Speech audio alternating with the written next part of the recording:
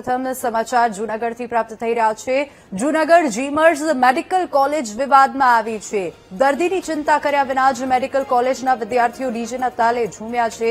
Farewell પાર્ટીમાં વિદ્યાર્થીઓ ડીજેના તાલે ઝૂમતા હોવાનો વીડિયો વાયરલ થયો છે। 2 વાગ્યા સુધી ડીજે ચાલુ રાખતા દર્દીઓ પરેશાન।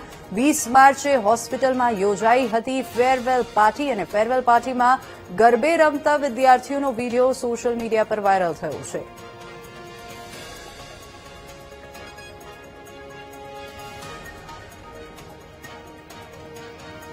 વધુ વિગતો સાથે સંવાદદાતા જય આપણી સાથે ફોન લાઈન પર જોડાઈ ગયા છે। જી જય, દર્દીઓ પરેશાન થઈ રહ્યા છે એક તરફ અને બીજી તરફ આ ડોક્ટર્સ જે છે તે ફેરવેલ પાર્ટી યોજી રહ્યા હતા, શું વધુ વિગતો?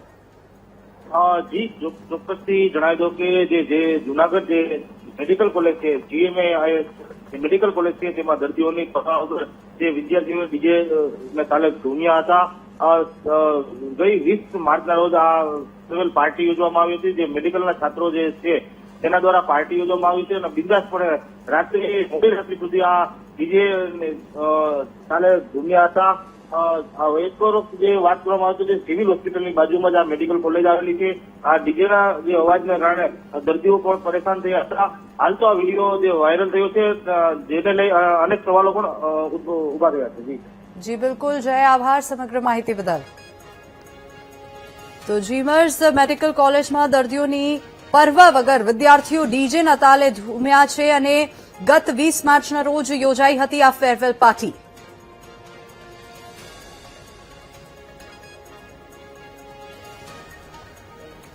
વધુ વિગતો સાથે આપણી સાથે હોસ્પિટલના ડીન ચર્ચામાં જોડાઈ ગયા છે। હનુમંત, આપને ખૂબ સ્વાગત છે સર આપનો વીટીવી ન્યૂઝ પર। હોસ્પિટલની બાજુમાં ડીજે પાર્ટીની મંજૂરી કોણે આપી? સૌપ્રથમ સવાલ તો એ થાય છે। નહોતી મેડમ, આ એન્યુઅલ ફંક્શન હતું। છોકરાઓ ધીમા અવાજને રમતા હતા, કોઈ પ્રકારની કમ્પ્લેન અમારી પાસે આવી નથી અને મને તો 11 વાગ્યા સુધી પરમિશન આપી હતી, બરાબર? તો છોકરાઓ થોડીક વાર બારિશ થઈ ગઈ હતી, વરસાદ થઈ ગઈ હતી, તો થોડાક વાર માટે વધારે મોડું થઈ ગયું।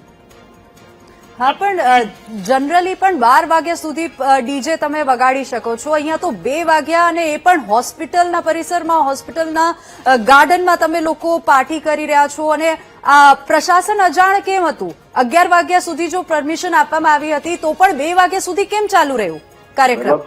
પહેલા તો પાર્ટી નહોતી મેડમ, જી આ એન્યુઅલ ફંક્શન હતું, ઓકે, અને વરસાદ થઈ ગઈ હતી, આના માટે થોડું મોડું થઈ ગયું। અચ્છા, બરાબર, આટલું જ છે, બાકી કઈ નહીં, ધીમી અવાજમાં ચાલતું હતું, બરાબર? પણ સર શું તમે કહો છો એન્યુઅલ ફંક્શન છે, તો એન્યુઅલ ફંક્શનના પણ કોઈ કાયદા કાનૂન તો હોય ને? આ તો હોસ્પિટલમાં તમે પાર્ટી યોજી રહ્યા છો, દર્દીઓ એક તરફ પરેશાન થઈ રહ્યા છે અને એ પણ 2 વાગ્યા સુધી, ભલે ધીમે અવાજે। તમે આ સ્પીકર તો જો, સ્પીકરનો જે સાઇઝ છે એમાં તમે ભલે ધીમા અવાજે વગાડો તો પણ અવાજ તો દૂર સુધી પહોંચે જ અને દર્દીઓ તો પરેશાન થાય જ। ના મેડમ, કોઈ પ્રકારની કોઈ કમ્પ્લેન અમારી પાસે આવી નથી, બરાબર? અને એક મીડિયાવાળા આવ્યા હતા અને અંદર અમે મોકલ્યા નહીં, આના માટે આ બધું અને કમ્પ્લેન કરેલી છે, બધા ન્યૂઝમાં નાખેલી છે, બાકી કઈ નહીં। હા, વધારે આ જે કાર્યક્રમ યોજાયો અને આ કાર્યક્રમ બાદ જો દર્દીની વધારે તબિયત ખરાબ થઈ હોય તો જવાબદારી કોણ લે? ના, બરોબર છે, પણ આમ કઈ થયેલું નથી અને હું સ્ટુડન્ટ્સને પણ ડેફિનેટલી તાકીદ આપીશ કે આગળ આમ ના હોવા જોઈએ।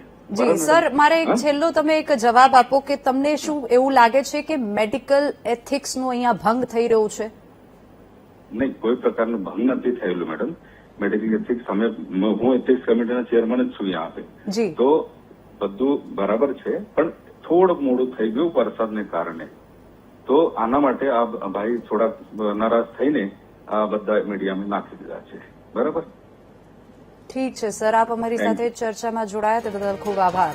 તો જેમ ડીને જણાવ્યું કે આ કોઈ મેડિકલ એથિક્સનો ભંગ નથી, પરંતુ સવાલ હજુ એ છે કે શું આવા પ્રકારના જે કાર્યક્રમ ચાલે છે, 11 વાગ્યા સુધી પરમિશન આપવામાં આવી હતી છતાં પણ કેમ 2 વાગ્યા સુધી આ ચાલ્યું?